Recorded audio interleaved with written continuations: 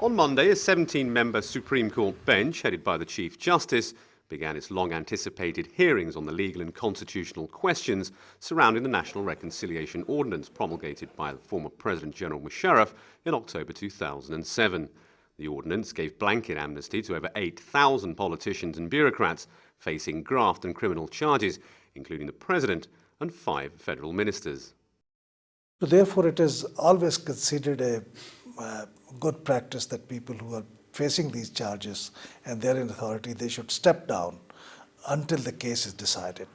President Zardari's fragile government hastily U-turned on its decision to have the law passed by Parliament after facing the wrath of political opposition parties, civil society and the media.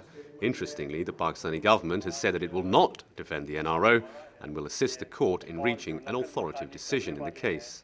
From the public morality point of view, from the point of view of ethics in politics, it's extremely important that people have created so much pressure for the government that they are not ready to own it now. It's a great victory for people, I think. Nobody in Pakistan doubts that corruption is part of Pakistan's political fibre. Pakistan's top legal minds are now trusted with the task of deciding the fate of Pakistan's powerful and ruling elite class. Analysts believe the Supreme Court's ruling will significantly impact Pakistan's political future. It will definitely affect in the long term how politics is conducted in Pakistan.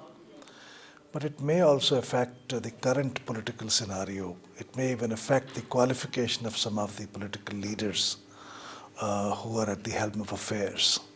So therefore, I would think that it is going to impact in a very big way. And one measure of its importance is that they have constituted a full bench, a full court of the Supreme Court to examine the case. Analysts here in Pakistan are of the opinion that if the government wants the public to respect its constitutional legitimacy and right to govern, it must recognise that it has a responsibility of good governance. Without putting in place a fair accountability mechanism, the moral and political legitimacy of Zardari's People's Party government will not grow. The Chief Justice on Monday directed the National Accountability Bureau to submit before the court the list of 8,000 beneficiaries within 24 hours and has also prohibited TV talk shows from discussing this sensitive and high-profile case. The fate of 8,000 influential individuals for now precariously hangs in the balance. Adil Sabir, Press TV, Islamabad.